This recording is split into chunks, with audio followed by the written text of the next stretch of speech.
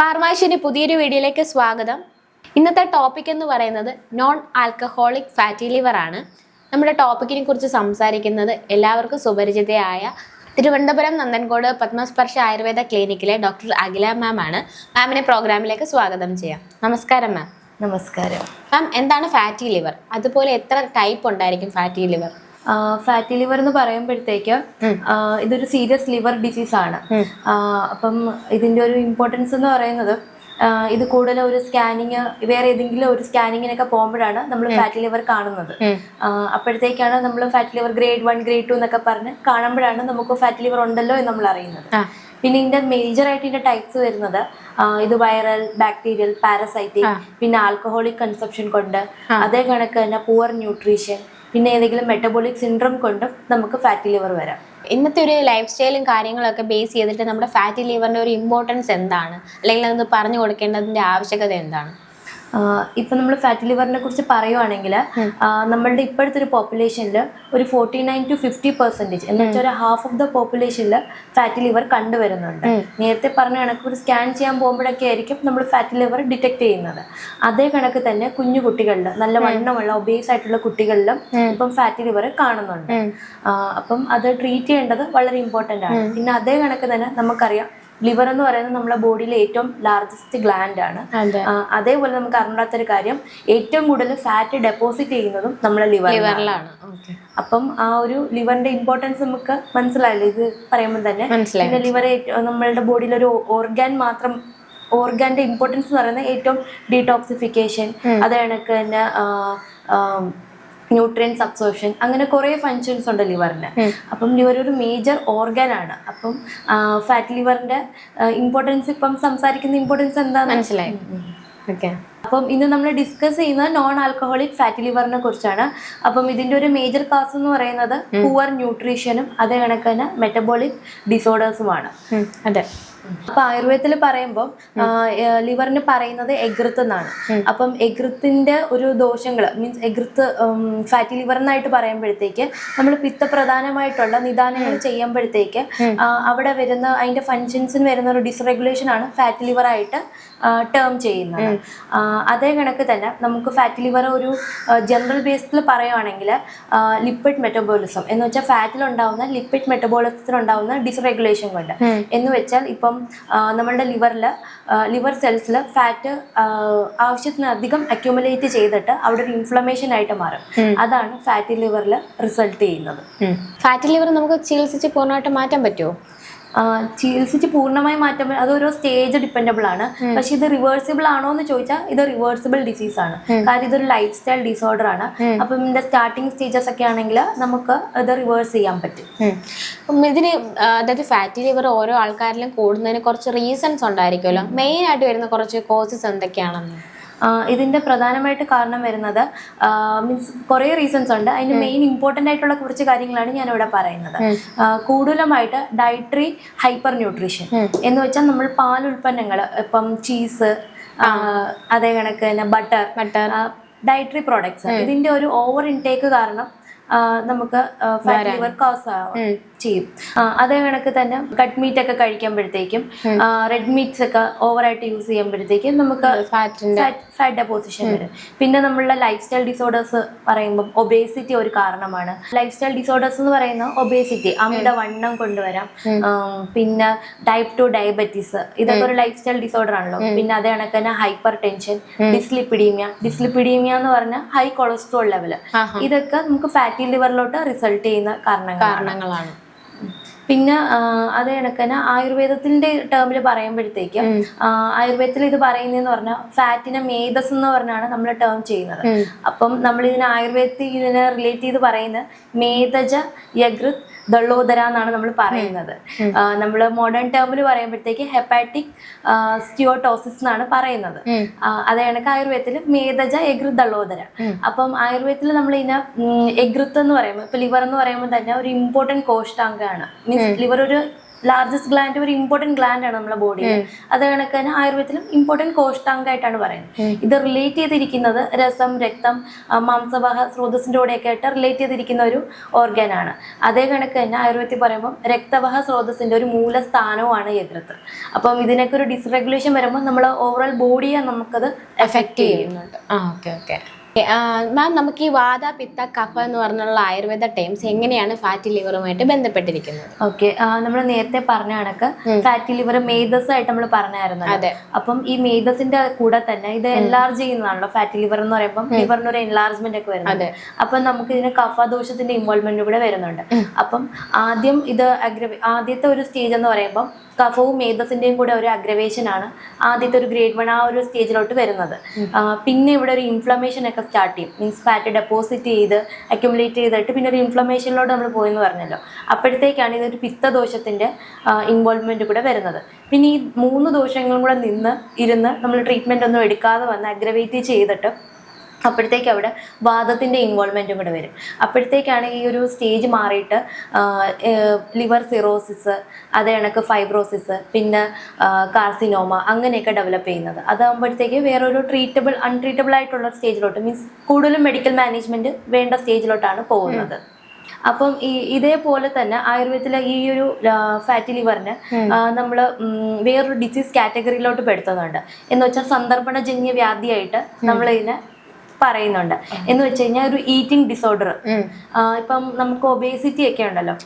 അപ്പം ഒബേസിറ്റി ഒക്കെ ആയുർവേദത്തിൽ പറയുമ്പോൾ സ്ഥൗല്യം എന്നാണ് പറയുന്നത്. എക്സസീവ് ഈറ്റിംഗ് കൊണ്ട് വരുന്ന അസുഖങ്ങൾ.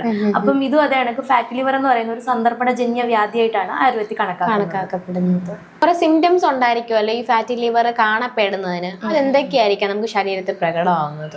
പ്രധാനമായിട്ട് വരുന്ന സിംറ്റംസ് എന്ന് പറയുമ്പം ഇതിന്റെ ആദ്യമായിട്ട് ഫാറ്റി ലിവർ എസിംറ്റമാറ്റിക് ആണ്. മീൻസ് പ്രത്യേകിച്ച് അങ്ങനെ സിംറ്റംസ് ഒന്നും കാണിക്കത്തില്ല. ഇപ്പം ഗ്രേഡ് 1 2 ഒക്കെ ആണെങ്കിൽ വലിയ സിംറ്റംസ് ഒന്നും കാണത്തില്ല. പക്ഷെ പിന്നെ അങ്ങോട്ട് സ്റ്റേജ് അങ്ങോട്ട് വേഴ്സ് ആവുന്നതനുസരിച്ച് ചിലവരിൽ അബ്ഡോമിനൽ ഡിസ്റ്റൻഷൻ, വയറ് വീർക്കുന്ന കണക്ക്, അതേ കണക്ക് തന്നെ ഹെവിനെസ്, അബ്ഡോമിനൽ ഹെവിനെസ് തോന്നും, ഭയങ്കര ഭാരം തോന്നുന്ന കണക്ക്. പിന്നെ ചിലവരിൽ ഭയങ്കരമായിട്ട് വിശപ്പ് തോന്നിക്കാം, അല്ലെങ്കിൽ വിശപ്പ് കുറവ് തോന്നിക്കാം. അതേ കണക്ക് തന്നെ കോൺസ്റ്റിപ്പേഷൻ ഇഷ്യൂസ് കാണും ചിലവർക്ക്. പക്ഷെ ഭയങ്കര ലൂസ് മോഷൻ, ലൂസ് ബവൽസ് ഒക്കെ അങ്ങനെയൊക്കെ ആയിട്ടായിരിക്കും സിംറ്റംസ് വരുന്നത്. പിന്നെ ക്ഷീണം, അങ്ങനത്തെ കാര്യങ്ങൾ വരാം. അതേ കണക്ക് തന്നെ ബർപ്പിംഗ് ഇഷ്യൂസ് കാണാം ചിലവരില്. ഗ്യാസ് പോവുക, അങ്ങനത്തെ അങ്ങനത്തെ ബുദ്ധിമുട്ടാണ്. അപ്പൊ ആയുർവേദത്തിൽ വരുമ്പോഴത്തേക്ക് ഇതൊരു അജീർണ അവസ്ഥയിൽ കാണുന്ന എല്ലാ സിംറ്റംസും ഇതിൽ കാണാം.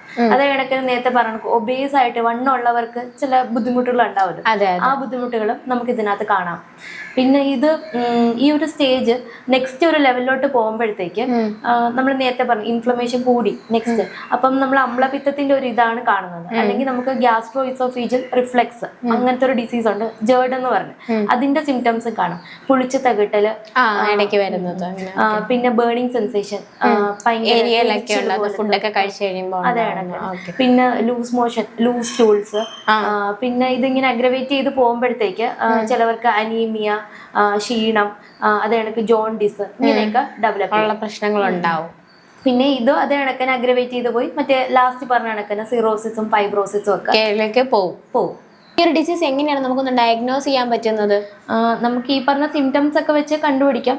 പിന്നെ അതണക്ക് തന്നെ നമുക്ക് ഹൈ കൊളസ്ട്രോൾ ലെവലൊക്കെ ആണെങ്കിൽ നമുക്ക് അതിന്റെ കൂടെ തന്നെ LFT എന്ന് പറഞ്ഞ് ബ്ലഡ് ടെസ്റ്റ് ചെയ്യാം, ലിവർ ഫങ്ഷൻ ടെസ്റ്റ് ഒക്കെ ചെയ്യാം. പിന്നെ ചിലവരിൽ ഈ ചൊറിച്ചില്, സ്കിൻ ഡിസീസ് ചിലവർക്ക് വരാറുണ്ട്. അപ്പം അതിങ്ങനെ അൺട്രീറ്റബിൾ ആയിട്ട് നിൽക്കുവാണെങ്കിൽ ആ ഒരു ടൈമിനും നമുക്ക് ഫാറ്റി ലിവറിന്റെ ഇത് നോക്കാം. LFT നോക്കുമ്പോൾ തന്നെ ഏകദേശമൊക്കെ നമുക്ക് അറിയാനായിട്ട് പറ്റും. പിന്നെ ഡൈജസ്റ്റീവ് പ്രശ്നങ്ങളുള്ളവർക്ക് വൈറ്റമിൻ A ഡെഫിഷ്യൻസി ഒക്കെ വരുമ്പോഴത്തേക്ക് ഇതൊന്ന് കൂടെ നോക്കി പോകുന്നത് നന്നായിരിക്കും. നമുക്ക് ആയുർവേദത്തിൽ ഇതിനെ എങ്ങനെയായിരിക്കും ഒന്ന് ട്രീറ്റ്മെന്റ് ചെയ്യാനായിട്ട് പറ്റുന്നത്? ഇതിന്റെ പ്രൈമറി മാനേജ്മെന്റ് വരുന്നതെന്ന് പറഞ്ഞാൽ ഫസ്റ്റ് ആൻഡ് ഫോർമോസ്റ്റ്, അല്ലെങ്കിൽ എന്താ പറയുക, ഫസ്റ്റ് ലൈൻ ഓഫ് ട്രീറ്റ്മെന്റ് ആയിട്ട് തന്നെ നമ്മൾ ചെയ്യേണ്ടതെന്ന് പറഞ്ഞാൽ ആദ്യം ഡയറ്ററി റെസ്ട്രിക്ഷൻ ഇമ്പോർട്ടൻ്റ് ആണ്. അതേ കണക്ക് തന്നെ ഫിസിക്കൽ എക്സസൈസ് ഇമ്പോർട്ടൻ്റ് ആണ്. പിന്നെ വെയിറ്റ് റിഡക്ഷൻ. ഇത് മൂന്നുമാണ് പ്രധാനമായിട്ട് നമ്മൾ ചെയ്യേണ്ടത്. പിന്നെ ഇത് ശ്രദ്ധിക്കേണ്ടതെന്ന് പറഞ്ഞാൽ ആദ്യത്തെ സ്റ്റേജിലാണ് നമ്മൾ ഈ ട്രീറ്റ്മെന്റ് ഒക്കെ ഇൻക്ലൂഡ് ചെയ്യേണ്ടത്. അല്ലാതെ നമുക്ക് സിറോസിസോ ഫൈബ്രോസിസ് ഒക്കെ ചെല്ലുമ്പോഴത്തേക്ക് ഇങ്ങനെ ഫിസിക്കൽ എക്സസൈസ് ഒക്കെ ചെയ്ത് വീഡിയോ കണ്ട് അങ്ങനെ തെറ്റിദ്ധരിച്ച് പോവാം. അപ്പം ആ ഒരു സ്റ്റേജിലോട്ട് ഇത് ചെയ്യരുത്. അപ്പം കറക്റ്റ് ആയിട്ട് മെഡിക്കൽ മാനേജ്മെന്റ് തന്നെ എടുക്കുക. പിന്നെ ആയുർവേദത്തിൽ പറയുമ്പോഴത്തേക്ക് ആയുർവേദത്തിന് ഒരു ഇമെൻസ് റോള് തന്നെയുണ്ട് ഇതിന്റെ ട്രീറ്റ്മെന്റിന്. നമുക്ക് ഡയറ്ററി കറക്ഷൻസ് ഒക്കെ കുറെ ആയുർവേദത്തിൽ കൂടെ ചെയ്യാൻ പറ്റും. പിന്നെ നമ്മളുടെ പ്രധാനമായിട്ട് പ്രിൻസിപ്പിൾസ് വരുന്നതെന്ന് പറഞ്ഞാൽ അഗ്നിദീപനമാണ്. ആദ്യമായിട്ട് അഗ്നിദീപനം എന്ന് പറയുമ്പോഴത്തേക്ക് നമുക്ക് ഡൈജഷൻ ഇംപ്രൂവ് ചെയ്യാനുള്ള ട്രീറ്റ്മെന്റ് കൊടുക്കാം. പിന്നെ രൂക്ഷണം പോലത്തെ ട്രീറ്റ്മെന്റ് എന്ന് പറയുമ്പോഴത്തേക്ക് ഇപ്പം ഭയങ്കര വെയിറ്റ് ഗെയിൻ അങ്ങനെ ഒബേസ് ആയിട്ടുള്ളവർക്കൊക്കെ ഉദ്വർത്തനം, സ്വേദനം. ഉദ്വർത്തനം എന്ന് പറയുമ്പോൾ പൗഡർ മസാജ്, പിന്നെ സ്വേദനം എന്നൊക്കെ പറയുമ്പോൾ സ്റ്റീം, അഭ്യംഗം, അങ്ങനത്തെ ഒക്കെ ട്രീറ്റ്മെന്റ് വെയിറ്റ് ലോസിനൊക്കെ കുറെ ഹെൽപ്പ് ചെയ്യും. പിന്നെ വരുന്നത് സ്രോതശോധനമാണ്. എന്ന് വെച്ചാൽ നമുക്ക് ഒരു ശോധന പോലത്തെ ട്രീറ്റ്മെന്റ്സ് ആണ്. അപ്പം അതിനകത്ത് വമനം, വിരേചനം ഒക്കെ ഇൻക്ലൂഡഡ് ആയിട്ടായിരിക്കും വരുന്നത്. ഇതൊക്കെ നമുക്ക് ദോഷങ്ങളുടെ സ്പെസിഫൈ ചെയ്യാൻ ഹെൽപ്പ് ചെയ്യും. അത് കണക്ക് തന്നെ ഒരു ക്രിയാറ്റിൻ ലെവലും സെറം യൂറിക് ആസിഡ് ഒക്കെ കുറയ്ക്കാനും ഹെൽപ്പ് ചെയ്യും. പിന്നെ വരുന്ന ശമന തെറാപ്പീസ് ആണ്. ശമന തെറാപ്പീസ് എന്ന് പറയുമ്പോഴത്തേക്ക് മീൻസ് ഇന്റേണൽ മെഡിക്കേഷൻസ് ഒക്കെ ഇൻക്ലൂഡ് ചെയ്തിട്ട് ഇത് കണക്ക് ദോഷങ്ങൾ കുറയ്ക്കാനും. അതിനകത്ത് വരുമ്പോൾ നമുക്ക് സിംഗിൾ ഡ്രഗ് തെറാപ്പീസ് ഒക്കെ വരുന്നുണ്ട്. മീൻസ് അത് ഡോക്ടർ കൺസൾട്ട് ചെയ്തിട്ട് വേണം കൂടുതൽ എടുക്കാൻ വേണ്ടി. ഇപ്പം നമ്മൾ ഭൂമി അമലകി എന്ന് പറയും, നമ്മൾ കീഴാർ നെല്ലിയൊക്കെ ഉണ്ടല്ലോ, അതിന്റെയൊക്കെ ഡ്രഗ്സ് യൂസ് ചെയ്യാം. പിന്നെ ഗിലോയ്, ഗുഡൂച്ചി യൂസ് ചെയ്യാം. അത് കണക്ക് ഹരിതകി, ത്രിഫല, ഇതിന്റെയൊക്കെ കണ്ടന്റുള്ള സിംഗിൾ ഡ്രഗ്സ് നമ്മൾ കൊടുക്കാറുണ്ട്. പിന്നെ അതേപോലെ തന്നെ നമുക്ക് ഇന്റേണൽ മെഡിക്കേഷൻ ആയിട്ട് കഷായം, ചൂർണ്ണമൊക്കെ നമ്മൾ ഇൻക്ലൂഡ് ചെയ്യുന്നുണ്ട്. അപ്പം കഷായം എന്നൊക്കെ പറയുമ്പോഴത്തേക്ക് പടോലാദി കഷായം, ഗ്ലൂച്ചിയാദി കഷായം, അപ്പം ഇതൊക്കെ എടുക്കുമ്പോഴത്തേക്ക് ഒരു ഡോക്ടർ കൺസൾട്ടേഷൻ എടുത്തിട്ട് പ്രോപ്പറായിട്ട് ഒരാളുടെ അഗ്നിബലമൊക്കെ മനസ്സിലാക്കിയിട്ട് വേണം എടുക്കേണ്ടത്. ഇതൊക്കെയാണ് നമുക്ക് ട്രീറ്റ്മെന്റ് ആയിട്ട് വരുന്നത്. പിന്നെ മേജർ ആയിട്ട് ട്രീറ്റ്മെന്റ് എന്ന് പറയുമ്പോൾ ഇത് കണക്ക് തന്നെ lifestyle disorders, means dietary കറക്ഷനും ലൈഫ് സ്റ്റൈൽ കുറച്ചുകൂടെ ബെറ്റർ ആക്കാൻ നോക്കുക. ഇതാണ് പ്രധാനമായിട്ടുള്ള ട്രീറ്റ്മെന്റ്. അതെ അതെ, അത് റൂട്ടാണല്ലോ. അപ്പൊ മെയിൻ ആയിട്ട് മമ്മി ഫാറ്റി ലിവർ വരുന്നതിനുള്ള റീസൺ നമ്മൾ കഴിക്കുന്ന ഫുഡുമായിട്ട് ബന്ധപ്പെട്ടാണല്ലോ. നമ്മൾ എങ്ങനെയാണ് ഇതിന് വേണ്ടിയിട്ടുള്ള ആഹാരം കഴിക്കേണ്ടത്? ഒരു രീതി ഉണ്ടാവുമല്ലോ. നമ്മൾ ഇതിപ്പം പറയുന്നത് സിമ്പിൾ ആയിട്ടുള്ള റൂൾസ് ആണ്. നമുക്ക് സംഹിതയിലൊക്കെ പറയുന്ന, പ്രത്യേകിച്ച് ചരക സംഹിതയിൽ മെൻഷൻ ചെയ്യുന്നതാണ്. നമുക്കൊരു 8 റൂൾസ് ഓഫ് ഈറ്റിംഗ് ആണ് പറയുന്നത്. നമുക്ക് എല്ലാവർക്കും അറിയാവുന്ന കാര്യമാണ്, പക്ഷെ നമ്മൾ ആരും അത് ശ്രദ്ധിക്കാറില്ല.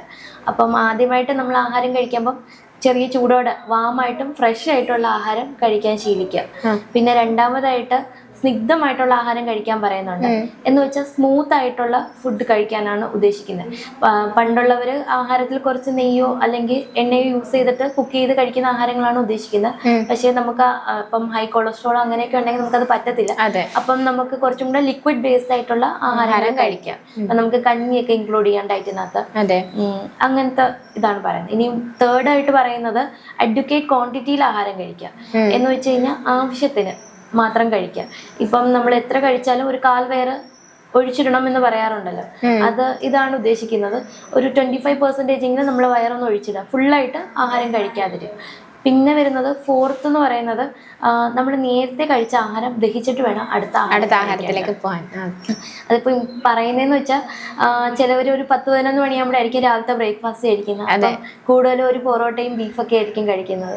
അത് കഴിച്ചിട്ട് പിന്നെ ഓർക്കും ഡോക്ടർ പറഞ്ഞല്ലോ 3 നേരം കൃത്യമായിട്ട് ആഹാരം കഴിക്കണം.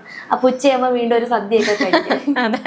അപ്പോൾ അങ്ങനത്തെ ഒരു കാര്യം ശ്രദ്ധിക്കണം. ഇപ്പം രാവിലെ അങ്ങനെ ഹെവി ആയിട്ട് ആഹാരം കഴിച്ചിട്ടുണ്ടെങ്കിൽ അത് ഡൈജസ്റ്റ് ആയി കഴിഞ്ഞിട്ട് വേണമെങ്കിൽ നെക്സ്റ്റ് മീൽ നമുക്ക് സ്കിപ്പ് ചെയ്യാം. അപ്പം ഡൈജസ്റ്റ് ആയിട്ട് പിന്നെ വൈകുന്നേരം അങ്ങനെ കഴിച്ചാൽ മതിയായിരിക്കും. അല്ലെങ്കിൽ വിശക്കുന്ന സമയത്ത് കഴിക്കുന്നതായിരിക്കും ബെറ്റർ. അപ്പൊ നമ്മൾ വിശപ്പ് വന്നിട്ട് അടുത്ത ആഹാരം കഴിക്കാൻ ശീലിക്കുക. പിന്നെ 5th റൂൾ വരുന്നത്, നമുക്ക് എല്ലാവർക്കും അറിയാം, നമുക്കൊരു സൂട്ടബിൾ എൻവയോൺമെന്റ് കഴിക്കുക, ഒരു പീസ്ഫുൾ ആയിട്ട് അങ്ങനെ ആഹാരം കഴിക്കാൻ ശീലിക്കുക.